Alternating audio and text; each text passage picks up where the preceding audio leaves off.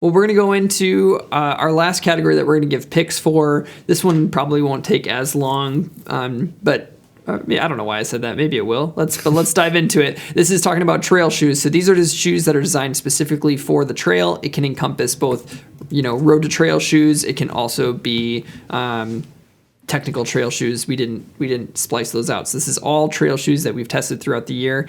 David, why don't you go first?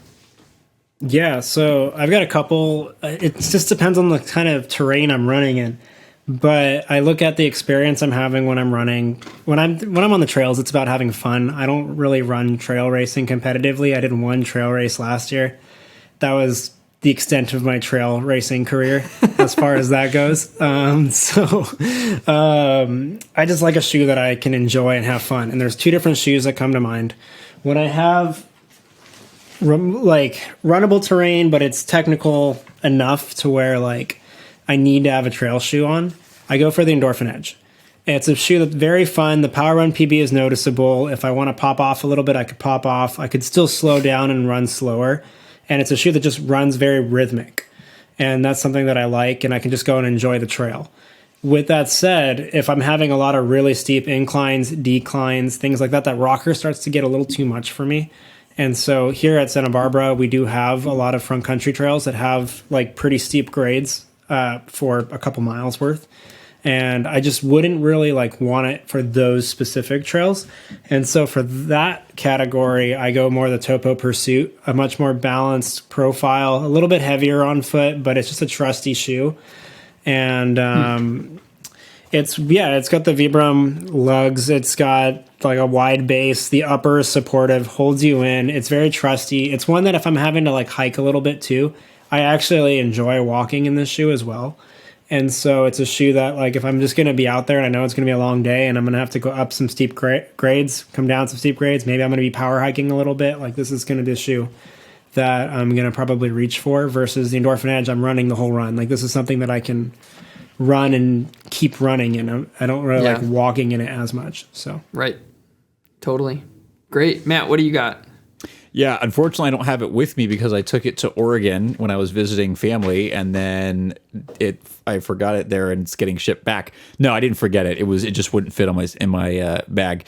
So the Exodus Ultra from Saucony is my trail shoe of the year, and it almost was a close battle between the Endorphin Edge and a couple other ones, but just the way this shoe is designed, the lugs provide so much grip. And in Monrovia here in California, and up in Mount Hood and Welch's, Oregon, the two places I've kind of lived. Monrovia, we've got a ton of trails here. They're pretty technical. And then when it rains, the mud is super slippery, and that's exactly where I went to go test the shoe when I got the non-Run Shield version, and it grips super well. And the other thing that I really like about it is that it's, again, similar kind of the Tempest, not quite.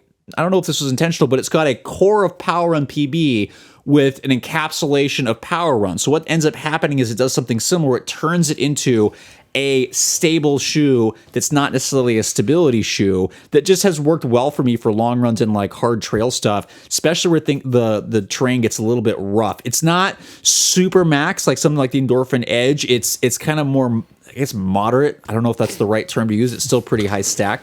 But it just has a really grounded feel, and the durability has also been phenomenal. It's handled wet mud, it's handled ice, snow going through. The Run Shield did very well going through creeks, although it is not waterproof, it's water resistant, so my feet still got wet.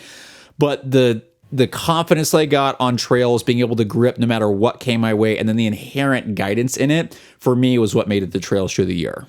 Nice. I will say, just to add on to that, if I had to pick one for sloppy conditions award, I probably would give it to the Exodus. That outsole is very sticky. It's a very trusty shoe. It's one that we had a bout of rain, and I took the Peregrine and the Exodus out, and the power track on the bottom, that stuff sticks. It sticks really well. If you need to go into those kinds of terrains. So cool.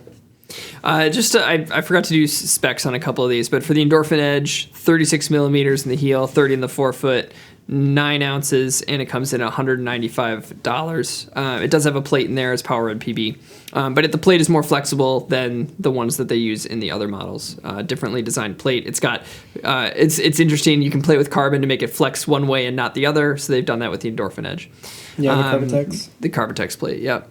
Then when you look at the Exodus Ultra, you're looking at 32 millimeters in the heel, 26 in the forefoot, 10.3 ounces, coming in at $150. And then my pick for the year, I'm kind of like you, David, where it really depends on what I'm doing. But from a pure and just enjoyment of running experience, I think that this company is one of the kings of trail, and it's a Hoka shoe. It's the Hoka Tecton X. I just really enjoyed. It's got 4 millimeter lugs. It's meant to be a racing shoe. I've never raced in it. I've just used it for running. When I went out to Colorado, this was the shoe that I loved running in the most. I brought this and the Endorphin Edge out there.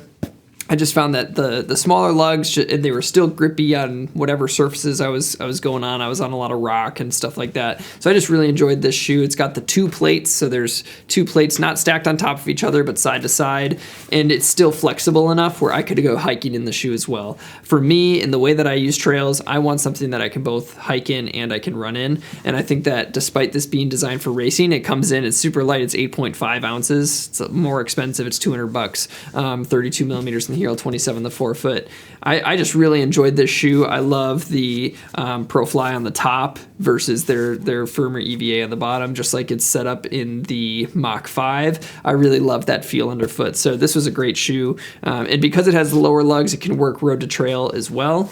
My favorite hiking shoe is still the Lone Peak from Ultra. Like, that shoe is just phenomenal for hiking. Yeah. I feel like I know that makes sense why it's the most frequently chosen shoe to through hike the Appalachian Trail. So it's a great shoe.